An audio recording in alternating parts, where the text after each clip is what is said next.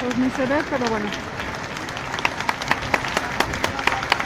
Esta conferencia se llama La 4T va, con Paco Ignacio Taibo, ¿quién más? Como saben, Damián Alcázar. La Feria del Libro es como un circo de tres pistas, o más bien como un circo de tres foros.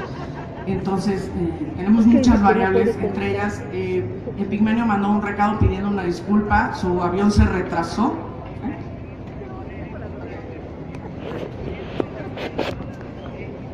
Vamos a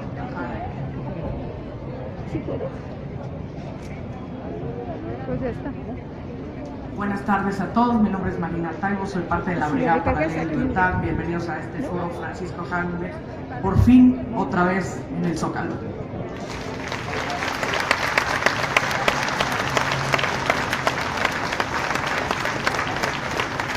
Primero son los cambios en el programa, diciendo que Epigmenio Ibarra venía viajando desde España, su avión se retrasó, no va a poder llegar. Y Damián Alcázar le dieron un llamado de último momento.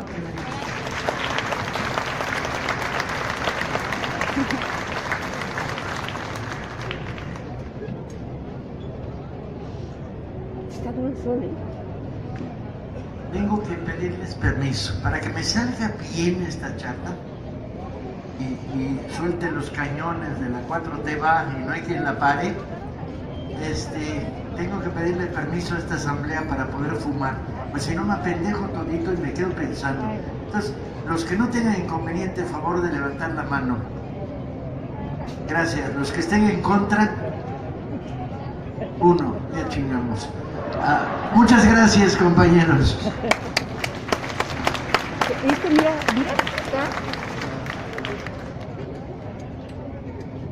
¿Dónde va a estar Epigmenio y qué van a estar? Bueno, quisiera en primer lugar agradecer el recibimiento, porque realmente me emocionó, no lo esperaba, es la verdad.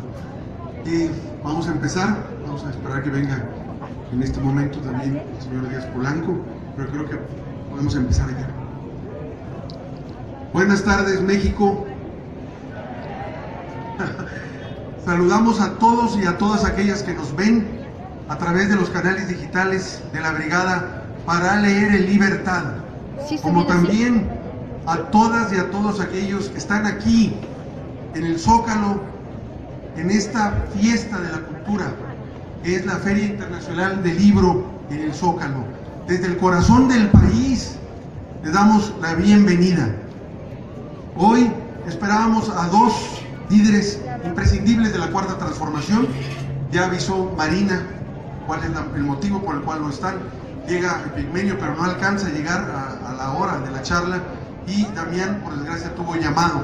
Eso ya no lo había comentado antes, esperabas con esa incertidumbre si le iban a dar llamado o no, pero nosotros no nos arrendamos, nos arredramos y está ahorita Paco Taibo aquí, y estamos esperando a Díaz Polanco para hablar de un tema fundamental. Creo que todos los que están reunidos aquí y que...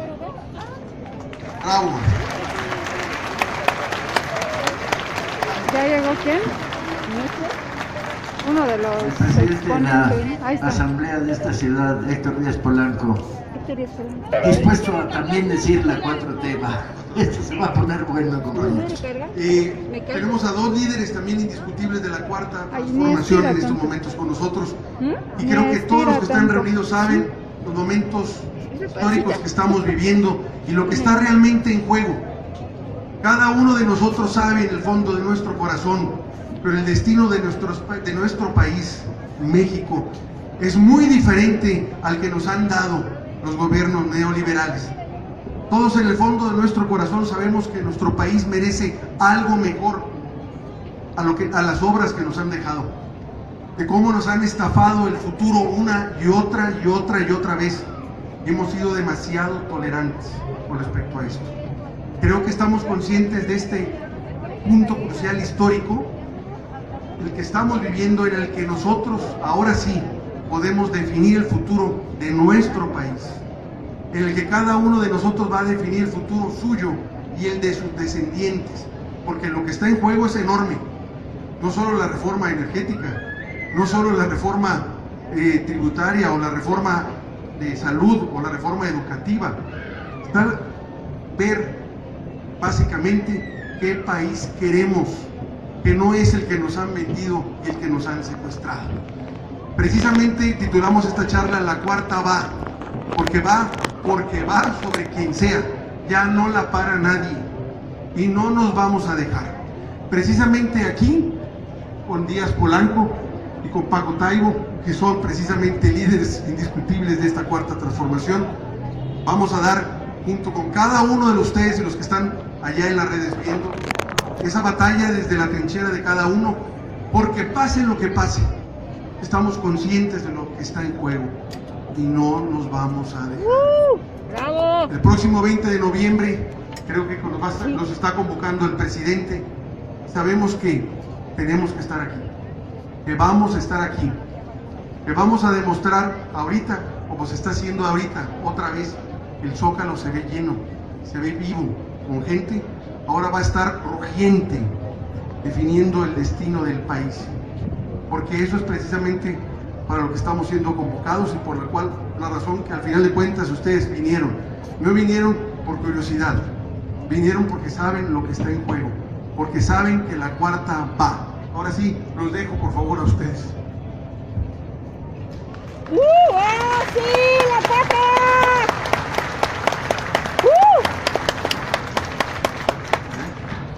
Hola, buenas tardes a todos. Perdón. Buenas tardes. La Cuarta T es un proyecto extraordinariamente novedoso, tan novedoso que no le alcanza el tiempo al señor presidente para poner en práctica sus propuestas. Hagamos un poquito de historia. Recuerden que cuando se inició esto en el 2018, el presidente anunció en este mismo lugar, en el Zócalo, 100 puntos que iba a realizar. Todos entendimos que eran los 100 puntos del sexenio, es decir, de los 6 años.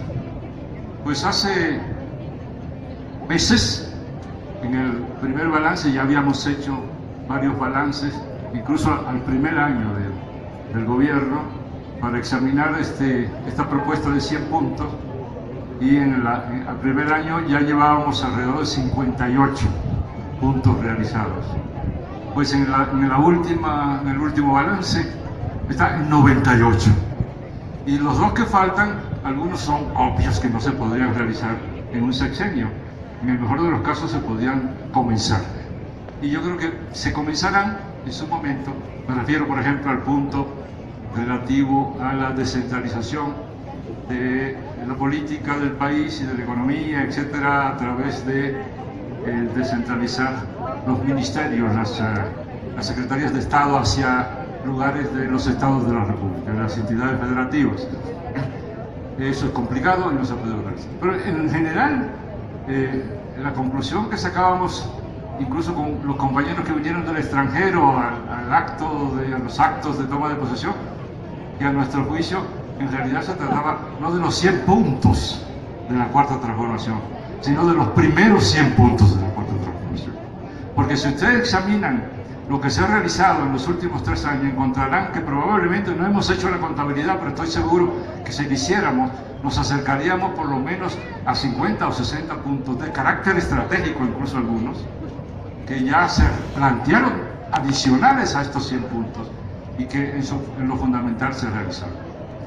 Se trata, en consecuencia, de un proceso de cambios sustanciales y de otros que no parecen sustanciales en un momento, pero que luego vamos entendiendo de qué se trata, hasta llegar al punto en que estamos ahora, con varios desafíos fundamentales. Uno de ellos, que sintetiza probablemente el carácter específico de esta cuarta transformación, que es la reforma energética, particularmente en su expresión eléctrica, la reforma eléctrica. Pero yo quisiera usar un hilo común. Le voy a llamar las oportunidades de ANLO. ANLO es un dirigente que está conduciendo una transformación y que está planteando oportunidades. La primera oportunidad, voy a tratar 3 oportunidades. La oportunidad de hacer de este país y del mundo un mundo de la diversidad, del respeto por los otros y de plenos derechos para todos. A fondo, de fondo, con una visión nueva completamente. Y eso se expresa en la oportunidad que Andrés Manuel le dio al gobierno español de un acuerdo de perdón de ambos estados, y que una dirección de España corta de miras y además con intereses muy fuertes no pudo ni siquiera aceptar la oportunidad que le ofreció Andrés Manuel. Vuelvo sobre esto inmediato, hago la lista completa. La oportunidad de un trato nuevo con Estados Unidos, que empezó afortunadamente con pie derecho el día de ayer, en la reunión de alto nivel, en donde se presenta la oportunidad de un nuevo trato, una nueva relación con Estados Unidos, y no solamente con Estados Unidos respecto a México, sino respecto a Centroamérica y toda América Latina. Esa es una gran novedad. Si eso se va logrando, sería un éxito formidable. Y la tercera oportunidad es la oportunidad que está ofreciendo Andrés Manuel, incluso a sus adversarios políticos, particularmente a los del PRI, la oportunidad de hacer alguna enmienda respecto a su trayectoria de décadas y sobre todo reciente, respecto al acompañamiento o no, o al aprovechamiento de la oportunidad o no, para avanzar las transformaciones estructurales en el país. Porque ahora no se trata de una reforma cualquiera, se trata de una reforma fundamental para el país. Bueno, vuelvo a retomar el camino desde el principio, y creo que no le hemos dado la dimensión adecuada al gran cambio profundo que significó esta propuesta. Se fue por lo frívolo, de que era un gobernante de América Latina que pasó por un proceso fuerte de colonización y que ahora está pidiendo a un Estado que además no tuvo nada que ver con el proceso de colonización y sus barbaridades, sus bellaquerías generalizadas, sus genocidios, sus matanzas, y que le suena algo descabellado, que hay que rechazar, y no entendieron el mensaje de Andrés Manuel. El mensaje de Andrés Manuel fue la oportunidad de sentar las bases de 2 estados fundamentales. En este momento, México representando a toda América Latina y el Estado español, establecer una serie de principios que se fundaban en este punto de partida del perdón. Perdón no era la solicitud de perdón de España a los pueblos indígenas de América Latina solamente, era también, y eso lo dejó claro Andrés Manuel, el perdón del Estado mexicano por la fase que le correspondía y abusos contra las poblaciones originarias del país. Es decir, no era un hipócrita Estado o un jefe de Estado hipócrita que pedía a otro Estado que aceptara o solicitara el perdón sin que él asumiera su responsabilidad, sino un Estado dispuesto a asumir. Incluso la propuesta de Andrés Manuel era la de hacer un acto conjunto de ambos Estados para pedir el perdón a los pueblos. Eso era importantísimo porque América Latina, particularmente México, pero incluso España respecto a los mexicanos, y España respecto a su propia realidad interior, no va a poder resolver los problemas si no asume un talante de reconocimiento del otro, de la pluralidad de ambos países y de las deudas que hay con las minorías de ambos países. No solo en México tenemos minorías en el sentido político, ¿no?, y cultural, no en el sentido demográfico. Minorías apabulladas por el proceso histórico, etc. También en España. Es decir, la reivindicación y el asumirse por la diversidad, el elogio de la diversidad, de la pluralidad de nuestra sociedad, no solo atañe a México, sino también a España, por lo que hace, para solo mencionar algunos, a vascos, catalanes, gallegos, etc., en donde hay una gran deuda. Así que esta última misión permite explicar por qué la reacción furibunda de España. y de sus dirigentes, ridículamente intentando reducir el problema a los apellidos y de dónde vienen los Pérez y de dónde vienen los López, etc. Cuando se trata de un asunto de Estado. España es la representación contemporánea del Estado que asumió y sigue asumiendo, incluso como Estado contemporáneo, la hazaña de la conquista, la victoria de la conquista, pero no quiere asumir lo que esto implicó en términos de destrucción, genocidio y de afectación de la vida prolongadamente de decenas de pueblos. Métanse aquí, ahí por lo menos en la sombrita. No me detengo más porque si no se va a alargar mucho. Sin ningún Pasa problema. a la segunda. Porque si no se nos van a isolar.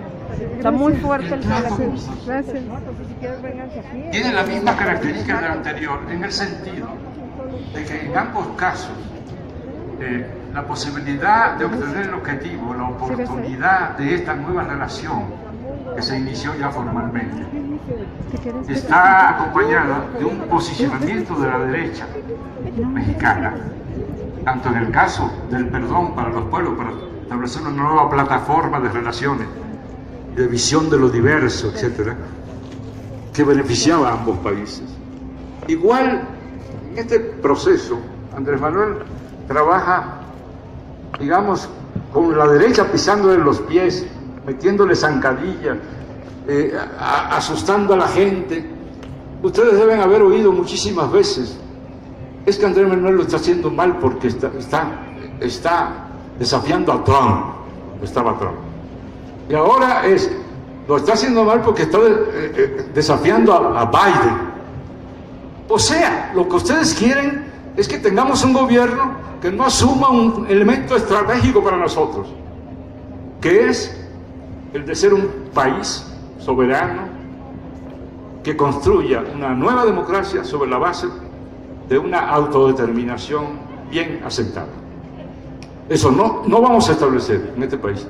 Un régimen democrático, por tanto, un régimen de justicia social, si no asumimos y asentamos la soberanía como un elemento sumamente apreciable. Pero lo que se ha demostrado en la historia, sobre todo de la etapa neoliberal, es que esa soberanía, esa autodeterminación, no se asienta, no se logra haciendo genuflexiones a Estados Unidos, ofreciéndole a Estados Unidos la posibilidad de prácticamente tener tierra libre, como si esto fuera tierra de nadie, abusando de su poder.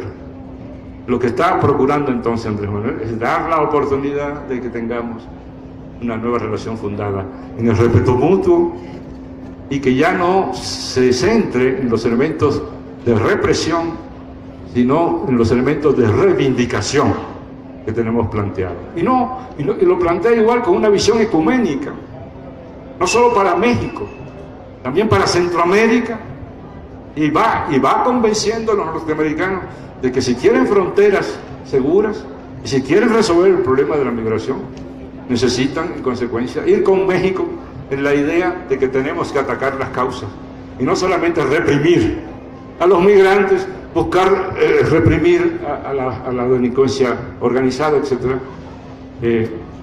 sino crear una nueva concepción de la seguridad de ambos países para esta nueva relación. Termino con este punto, voy al último para ya que hable el verdadero sabio de esta reunión, que es Paco Ignacio Tagle. El tercer punto es estratégico. El liberalismo construyó un sistema jurídico-político preparado para dar curso a lo que llaman los teóricos de esa etapa como acumulación por desposesión, así le llaman. Es un proceso de acumulación que tiene varios elementos básicos, señalo algunos: un proceso intenso de privatización que implica un desplazamiento del Estado como rector de los diversos aspectos de la vida económica, social, político-cultural del país, para que lo asuma el sector privado, y la creación de una serie de aparatos que permiten asumir una regulación diferente a la del Estado de cara a defender los intereses del sector privado. Eso es lo que se aplicó en la reforma energética. Lo que está planteando Andrés Manuel en este momento es una revisión a fondo, de fondo, de ese esquema, que por cierto es el esquema del neoliberalismo, el modelo del neoliberalismo. Yo por eso creo que, lo digo cada vez que puedo y que lo oigo, que la idea de que la oposición anda mal porque no tiene proyecto, dicen. Bueno, acepto la primera parte, la oposición anda muy mal, eso sí, pero no es porque carezcan de proyecto, sino porque el proyecto que tienen, que sí tienen, no tiene posibilidades de seguir creciendo, de avanzar, sino que va en retroceso. Dicho de otra manera, la oposición por supuesto que tiene un proyecto. Es más, el proyecto tiene nombre, solo que en el nombre lleva la penitencia. Se llama Consenso de Washington. Ese es el proyecto de la derecha mexicana. Es el proyecto que vinieron aplicando en los últimos 36 años, ¿no? Y ese proyecto marca los puntos que yo acabo de resumir y otros que dejo en el tintero. Entonces, lo que tenemos es el intento de crear un nuevo proyecto, incluso un proyecto que se exprese en la letra constitucional y que permita que el Estado recupere un doble papel, el papel de garantizar elementos fundamentales para el desarrollo del país en el presente y en el futuro, en este caso la energía, sobre todo la energía eléctrica. En segundo lugar, que esto se constituya a partir de una recuperación de la rectoría del Estado sobre estos procesos. No me voy a detener en los detalles porque, por la cuestión de tiempo y porque son muy conocidos, pero hay que recordar un par de cosas. De lo que se trata es de que ya no el sector privado tenga la ventaja de definir cuánto del mercado energético se va a agarrar, sino de definir con claridad lo que corresponde al César y lo que corresponde a la derecha. Si lo que corresponde al gobierno, el 46% y el 44% para el sector privado.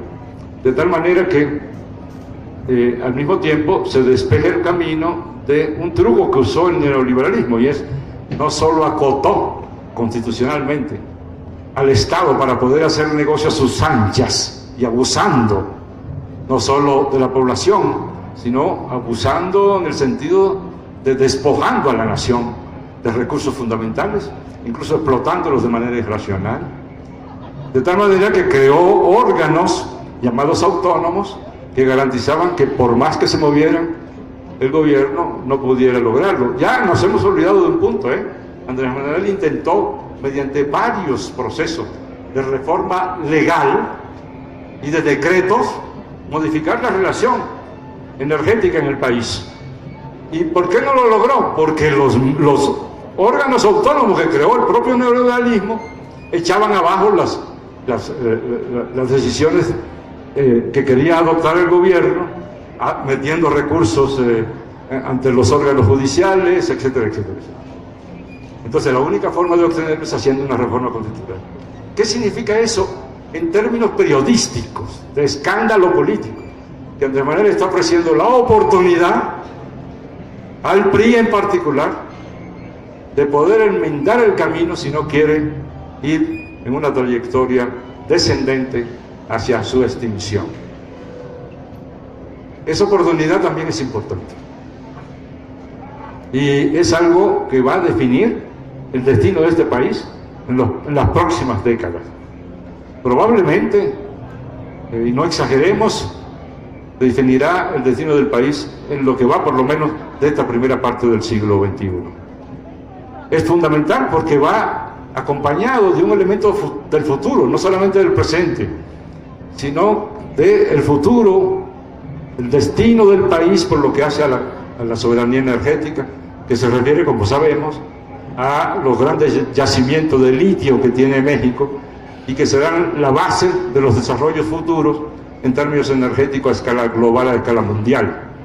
Está planteando Andrés Manuel desde ahora, este recurso es un recurso de la nación y va a estar vedado para los sectores privados que solo quieren hacer negocios con esta riqueza de todos los mexicanos.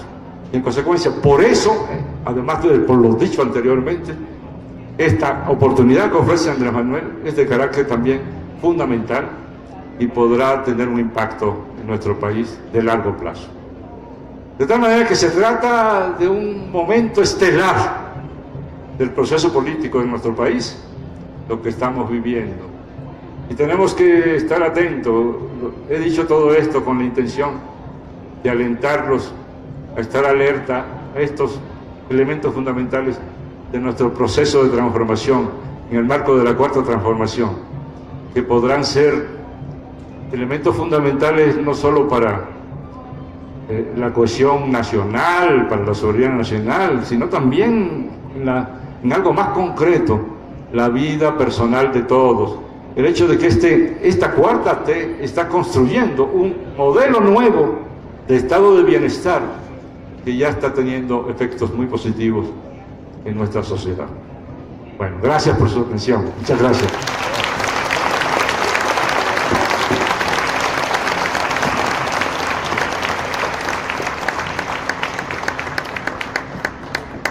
Cuando arranca la 4T, yo creo que Andrés tuvo dos errores de cálculo. El primero es que pensó que tomar el gobierno era, bueno, tomar el gran aparato, el timón del aparato del Estado, y no sabía el lío en el que se metía. No tenía una percepción clara, ni él, ni nadie, ni ninguno de los que avanzamos por este camino, de qué era el aparato del Estado. Lo percibíamos nebulosamente, como una bola de hijos de los 40 ladrones de Alibaba, sueltos por todos lados, conchupados y alineados con intereses de la iniciativa privada en una especie de neoliberalismo a la mexicana. Yo sostenía desde los primeros tiempos que el neoliberalismo es pinche, pero que el neoliberalismo a la mexicana es pinchísimo, porque está teñido a niveles insospechados de mecanismos de corrupción. O sea, el Estado no solo era poder, sino era negocio. Y repercutía en todo. ¿Cuántos miles y decenas de miles de funcionarios públicos mexicanos han hecho negocios turbios, ilegales, con el aparato del Estado en los últimos 40, 50 años? ¿Dónde están los inocentes? Los inocentes no están. Los inocentes tienen casas en Suiza, fraccionamientos en Estados Unidos, cuentas bancarias extrañas que nadie sabe dónde salieron, tienen un primo narco, etcétera, etcétera, etcétera. Y estaba tan teñido el aparato del Estado de esta estructura que se volvía de verdad difícil avanzar. Escojan cualquier sector, analícenlo y dicen, bueno, tenemos un tribunal electoral, el INE, la palabra tribunal les queda grande, es una empresa facciosa, teñida del viejo régimen y de los privilegios. Tenemos un aparato judicial no renovado, enquistado, y desde abajo, cuando llega uno al mostrador de una agencia gubernamental, se va a encontrar un ciudadano que dice no, y tú dices buenos días, y él dice no, y tú dices no, ¿qué güey? Todavía no dije que vine, ¿sí? Los cadeneros de discoteca que manejan el Ministerio Público en este país, todos ellos con trayectorias súper discutibles, con pasados oscuros, ¿sí?, son los que dicen no. Y entra el toro de conducir un aparato del Estado repleto de funcionarios corruptos de segundo nivel, funcionarios de primer nivel amparados por gobiernos estatales que los protegen y los defienden. ¿Y es solo eso o es todavía peor? La voz de la experiencia de estos años trabajando dentro del aparato del Estado me dice lo obvio, que es, ¿qué te vas encontrando cuando bajas del nivel 1 al nivel 2? Bueno, los corrimos a los del nivel 1, neutralizamos a buena parte de los del nivel 2. Se nos infiltraron un montón de sapos en el gran frente popular que se creó para ganar las elecciones. Pero ¿y en el nivel 3? ¿El México gandaya? El cuate que vendía vales de gasolina en una delegación, el que recibía la cuenta de una comida de negocios o de trabajo, la multiplicaba por 2 y se mochaba con la mitad con el restaurantero. el inspector público que iba a cobrarle a los de las flores mordidas por ejercer su derecho a vender flores en la calle. Y todos esos, todo este México gandaya, todo este aparato del Estado donde la destrucción de la moral llegaba a niveles supremos, máximos, y que desciende hasta los últimos niveles. Cuando se producen las últimas elecciones en la Ciudad de México, yo me pregunto, ¿cuántos funcionarios del gobierno de la Ciudad de México de bajo rango y cuántos funcionarios federales no votaron en contra de la 4T? Yo decía, bastantes que yo sepa y conozca, porque se estaban amparando en el pasado era mejor. Pues cómo no iba a ser mejor en su podrida lógica mercantil, donde el Dios es el dinero, donde el negocio turbio, donde frases como uca uca, el que lo encuentre se lo emboruca, son ley de vida, donde lo que vibra es y no se aprovechó del cargo, qué menso. Esta falta de moral que recorre el aparato del Estado, de ineficiencia, de lentitud, amparada por estructura burocrática, es verdaderamente una de las rémoras más potentes para los ansiosos como yo en cuanto a pedirle velocidad a la 4T. Ahí está. Y toma mucho tiempo, mucho trabajo y mucha reconstrucción moral el romper con ella, el desplazarla, el quitarle el poder a toda esta rémora que heredamos en un aparato del Estado altamente ineficiente. En mis 3 años trabajando dentro del aparato del Estado, en el Fondo de Cultura, Educal y la DG, la palabra que más he oído de los que resisten el cambio es: antes se hacía de otra manera. Y tú dices, pues ve y diles a los de antes, porque los de antes ya no están, los corrimos por corruptos y pendejos, ¿sí? Aquí estamos los de ahora, y ahora se hace de manera diferente, porque no priva la norma, priva la justicia. Cuando analizas que tenemos en el aparato del Estado una situación de eventualidad de trabajadores con 15 años de trabajo ilegal, según la Constitución, y decimos, resolvamos el problema, topamos inmediatamente con, bueno, pero no lo podemos resolver porque no hay dinero. Y es cierto, no hay dinero, pero podemos mitigarlo, empezar a resolverlo, solucionarlo, ¿sí? O empezar a solucionarlo. Y vas encontrando las trabas. Hay 2 posibilidades. El primer gerente que estuvo en el Fondo de Cultura, Guillermo Fernández, militante del Movimiento 68, fallecido hace 1 año y un poquito, dijo, prefiero pedir perdón a pedir permiso. Y esa fue nuestra práctica, a romper, que prive la justicia. Y alguien dijo, pero el fondo no puede regalar libros. Yo dije, verás, si no podemos regalar, si no los podemos regalar, a partir de las normativas que existen, creemos nuevas normativas. Y si no, creemos caminos de desvío. Los libros salen a través de el equipo de promoción, pero no nos privemos del instrumento más fuerte que tiene el aparato del Estado en el mundo del libro, que es regalar a los que no tienen dinero para comprar libros. Eso es ley de vida, es sentido que le da. Y en este choque continuo con el aparato del Estado heredado, de repente uno resiente la lentitud y dices, bueno, pues con esta carreta nos tocó navegar y cabalgar.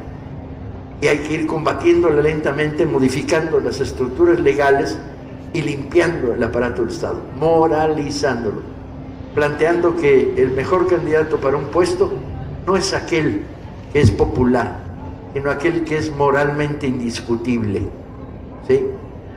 Parece un absurdo que los materialistas como nosotros, que venimos de una izquierda materialista, pongamos tanto énfasis en la palabra moral, que pareciera venir de una ética de cristianos socialistas.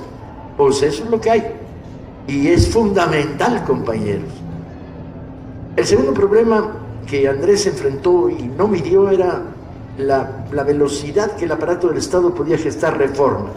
Claro, no podía calcular la pandemia era incalculable, que reduce el dinero del Estado para hacer obra social de una manera brutal, que introduce la urgencia tremenda de modificar el sistema de salud, que era una porquería.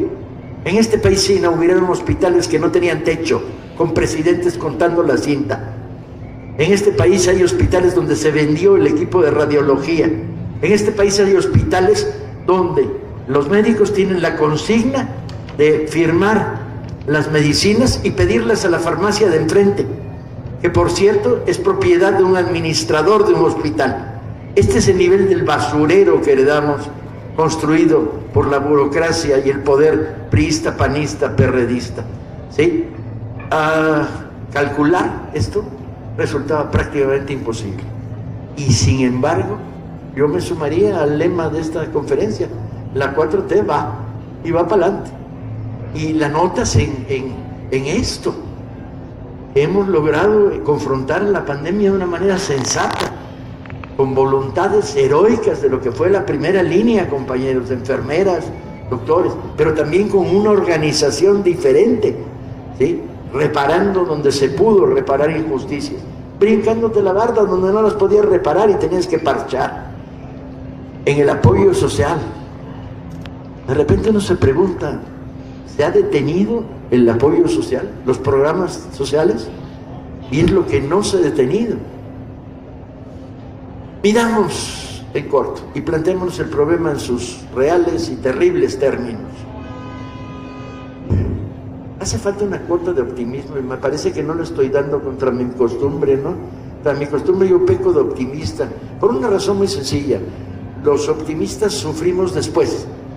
Los pesimistas sufren antes, durante y después. O sea que por pendejo sería yo pesimista. Entonces, con esta cuota de optimismo y la medida de esta realidad, ¿dónde podemos percibir claramente los avances? Vamos a ganar la reforma energética, compañeros. Nos vamos a chingar.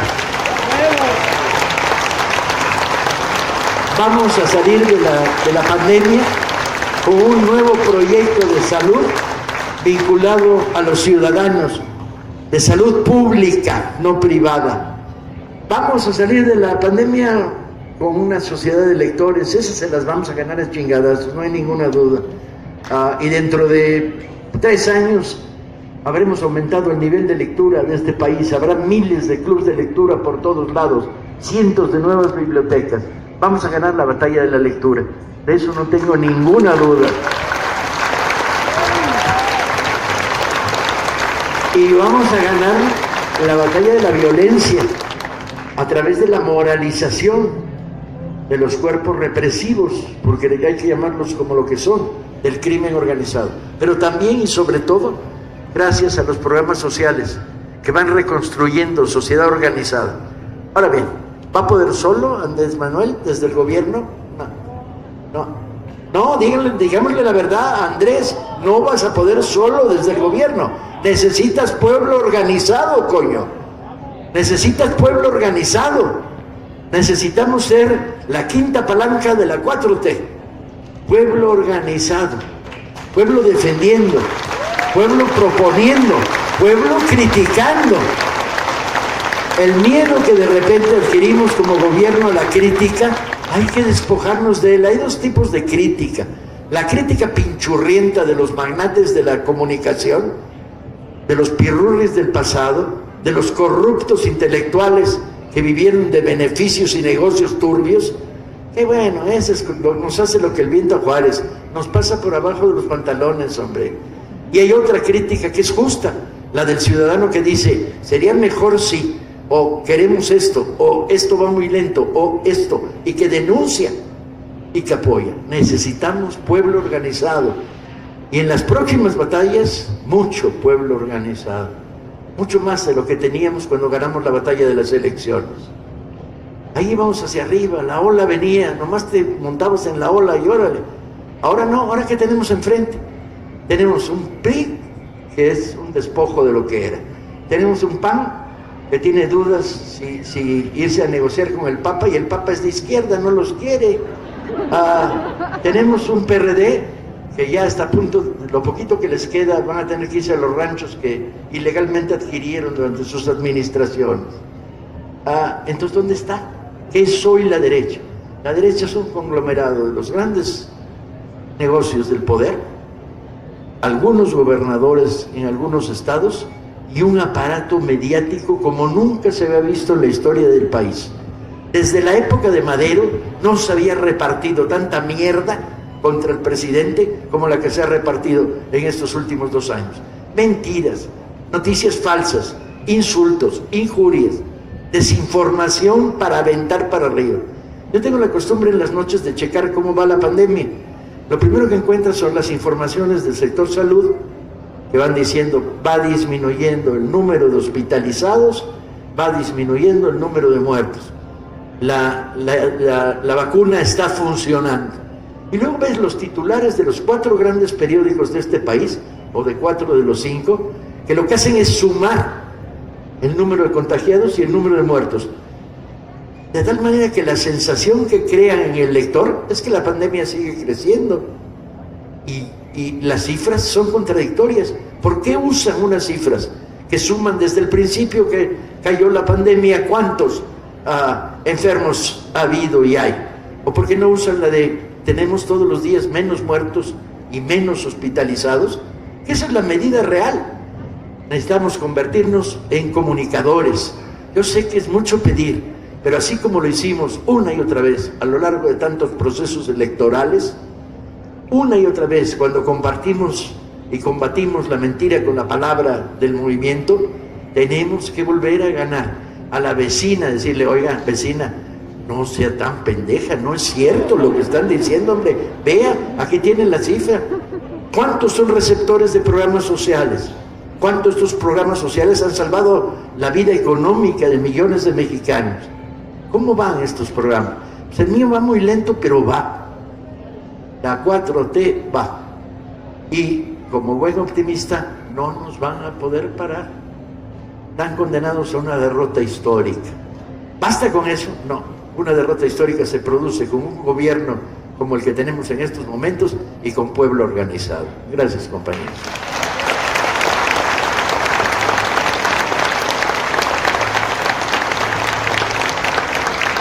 Vamos a tener muy justo, porque por el mismo programa de la feria tenemos que completar el horario a rajatabla. Tenemos pocos minutos para preguntas y respuestas. Entonces yo les pediría a los que quieren participar con las preguntas que sean muy concretas para que puedan participar todos los que puedan en los próximos minutos. ¿Micrófono o no hay micrófono? Aquí hay uno. A ver. Gracias, buenas tardes. Un gusto estar nuevamente en el Zócalo, escucharte, Paco Ignacio. Tengo el gusto de seguirte cada que vas a Azcapotzalco, que es de donde yo vengo. Y mi pregunta es, acabas de mencionar y diste muy claros ejemplos de lo que se enfrentó nuestro presidente al llegar al gobierno y que de verdad no tenía la expectativa de lo que se iba a encontrar, porque desde afuera se ven unas cosas, pero ya cuando estás adentro y ves el cochinero son otras. Te lo digo en el sentido porque tuve la oportunidad de participar en la administración del maestro Pablo Moctezuma en Azcapotzalco y efectivamente yo llegué a una área de recaudo de autogenerados y nada más para darte una idea te diré que el anterior alcalde, bueno, delegado en ese entonces, había recaudado en 3 años menos de 5 millones de pesos y tu servidora en los 15 meses que estuvo recaudé arriba de 12 millones de pesos en mi área.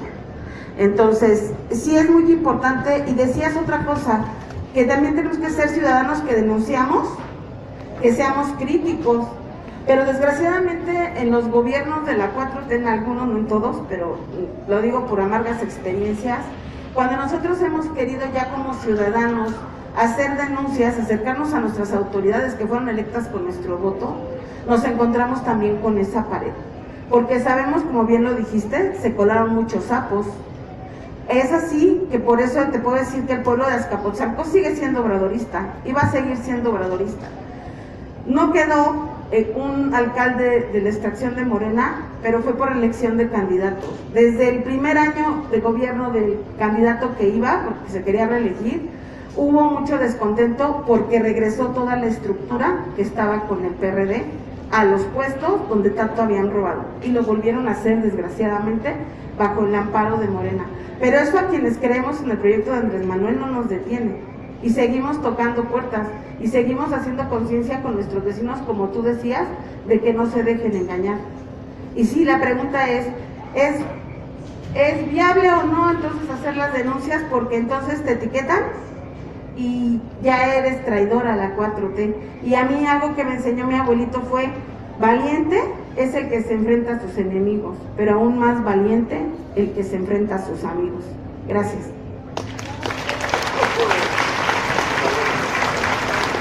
Compañera, a nadie pueden acusar de ser enemigo de la 4T porque tenga una visión crítica de la 4T. Todo lo contrario. Moderémosla, pensémosla, veamos que estamos criticando en términos de justicia, pero no abandonemos la posición crítica. Un pueblo que abandona su posición crítica deja en manos de un gobierno que no tiene la cuarta pata de la mesa en movimiento, deja en manos su supervivencia y su resistencia. Pongamos por delante lo que hay por delante. En un determinado momento la angustia es, bueno, concentramos nuestra capacidad crítica en lo inmediato, lo cotidiano, o le entramos de veras a la reforma energética, a explicársela a la población. Ahí hay que elegir de vez en cuando qué va por delante y qué es lo más importante, pero no renunciar. Si los que somos críticos nos van a poner un membrete que diga usted está en contra de la 4T, yo pido mano.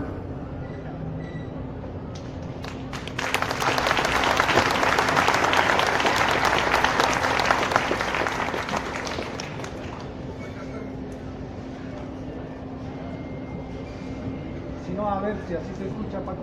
No. Buenas tardes, Paco Ignacio y Taibo. Mi pregunta es, ¿qué opinan de lo que dice el doctor Alfredo Jalife de la ruta crítica que se viene para el próximo año? O sea, la revocación de mandato, si la gana con el 73%, tiene camino libre para dejar a su tapado. Si la gana con el 63%, tiene que negociar. Y si pongamos que la perdiera, tiene que negociar más. ¿Qué opinan de esa ruta que dice el doctor Alfredo Jalife? Yo hace mucho que no leo a Jalife, no me da ninguna confianza, ni sus números ni sus argumentos, porque si la gana con el 67.9 o con el 71.2, una correlación de fuerzas se establece sobre el momento y las tensiones. Entonces lamento no poder contestar qué opino de la ruta crítica que propone Jalife, porque no leo a Jalife, sobre todo después de sus intervenciones acusando de sionista a la jefa de gobierno de la Ciudad de México porque tiene un primer apellido judío. Más seriedad, por favor, ¿no?, en estas cosas.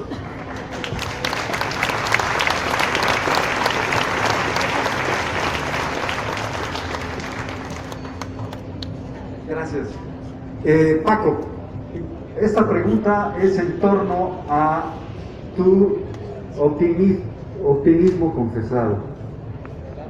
Danos tu punto de vista del resultado electoral en la mitad del territorio de la Ciudad de México. ¿Por qué perdimos?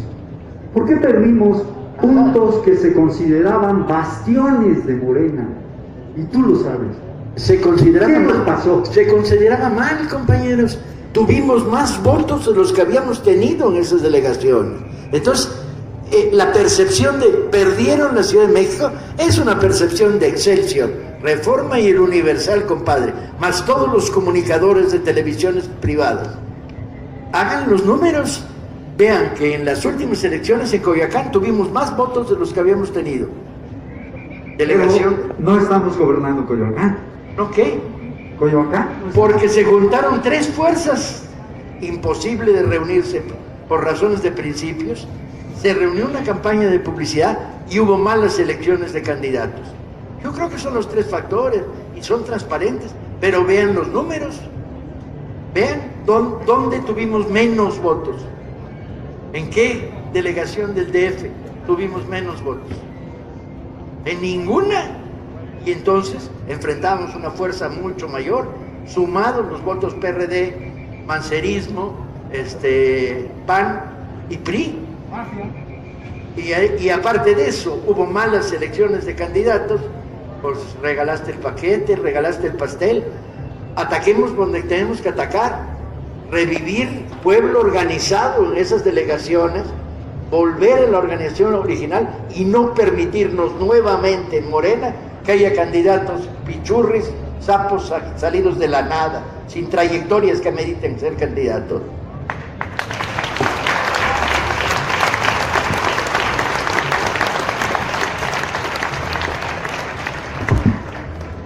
Hay un punto adicional a esto de la Ciudad de México, que es una especie de exceso de confianza por parte del partido, de tal manera que eso se expresó en un punto muy concreto.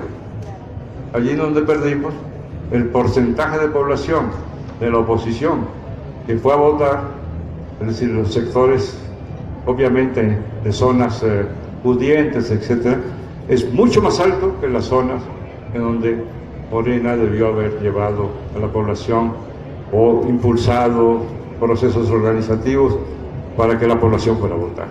Entonces, hubo exceso de confianza, pero eso se resuelve relativamente con facilidad.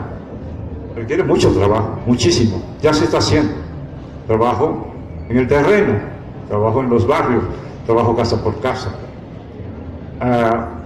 Pero no es difícil de revertir, porque se tiene el diagnóstico, se sabe qué hay que hacer, y de lo que se trata es que en la próxima oportunidad la organización política de Morena esté con la salud suficiente como para tener un resultado diferente. Y yo creo que ustedes verán que se va a lograr en la próxima jornada. Pero sí hubo, digamos, autocríticamente sí hubo descuido. Se partió de que el solo hecho de que tenemos razón nos da los votos, y debemos saber que eso no es así, no es automático ni es mecánico. Necesitamos tener la razón, pero al mismo tiempo convencer a la gente. Tiene un nombre muy concreto que nos enseñó Gramsci, se llama consenso, pero los consensos se construyen, no están hechos de antemano, y en eso fallamos y debemos entonces enmendar.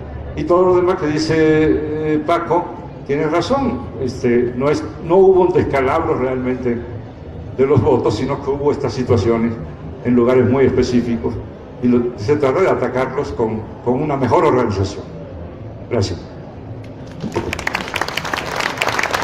Alcanza para una pregunta más, pero tiene que ser breve. Tenemos 3 minutos. Cerramos así. Hola.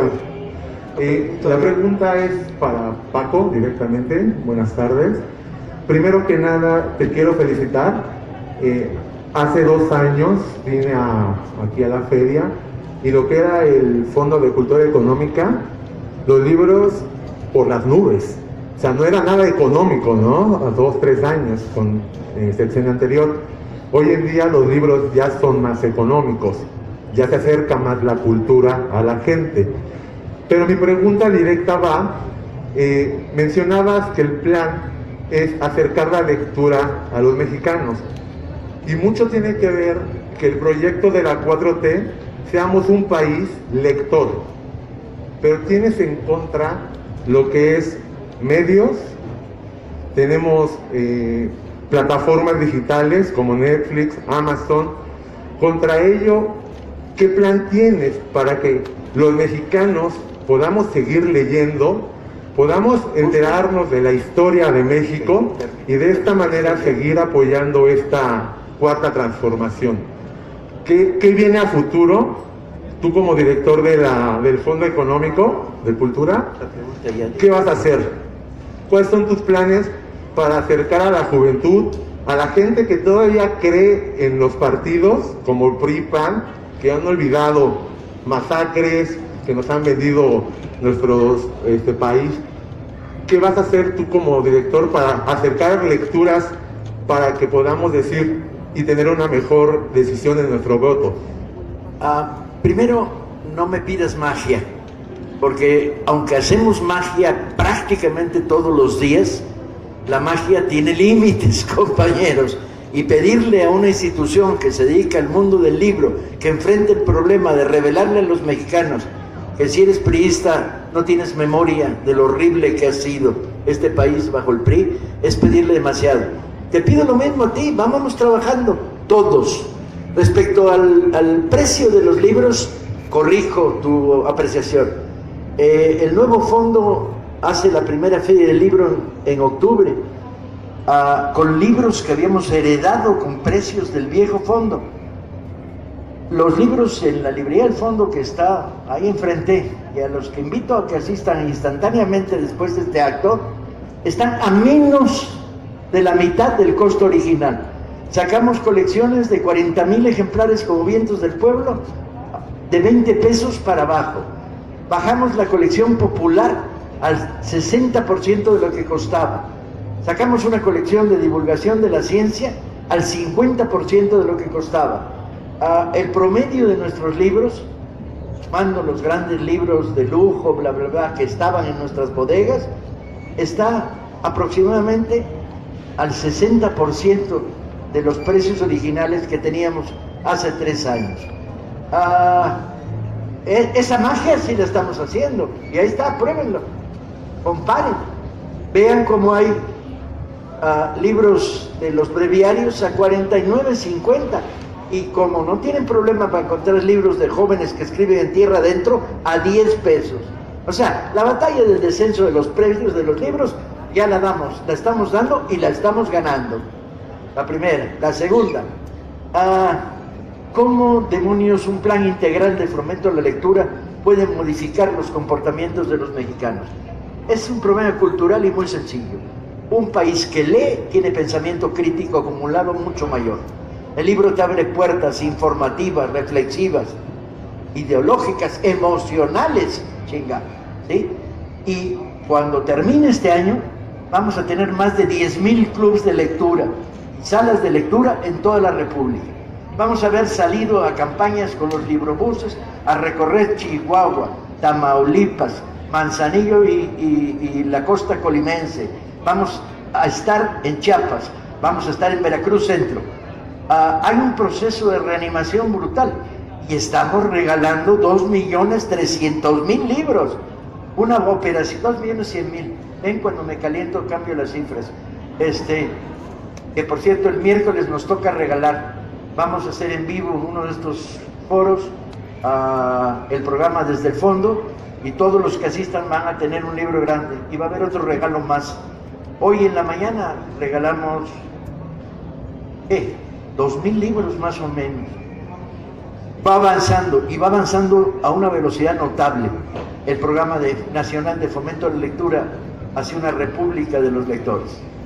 De hecho, todos los que quieran formar un club de lectura, no se vayan, aquí nos quedamos al final y vamos organizando, porque donde formamos un club de lectura, mandamos 15 libros gratis, damos asesoría de cómo funcionan los clubes, apoyamos bibliotecas. Si usted está en una comunidad sin biblioteca, ahí nos vemos al final y vamos viendo cómo les hacemos llegar 50 libros.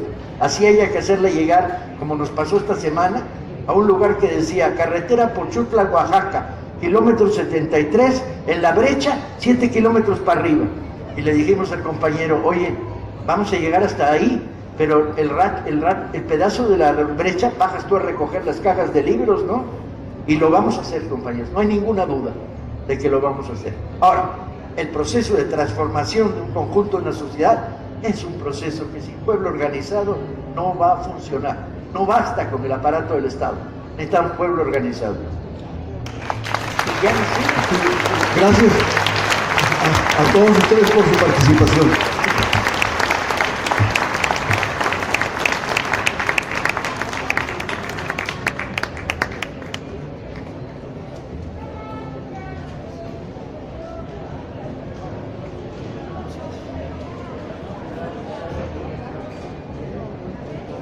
Me abren el micro, muchas gracias. La Feria del Libro del Zócalo, no tenemos 2 millones de libros como el señor, ¿verdad? Nomás vamos a regalar 9,000 libros durante esta Feria del Libro, con 4 títulos que son en homenaje a autores y amigos fallecidos en esta feria.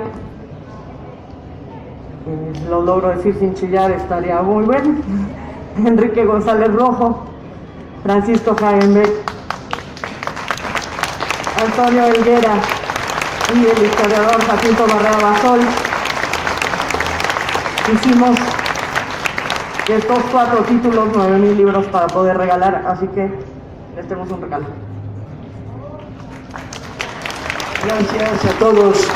Buenas tardes. Cedemos a la brigada para leer en libertad el control de este foro. Y la promesa está hecha. El que quiera formar clubes de lectura, ahí lo veo. Y luego que no diga que no me dijeron. Muchísimas gracias.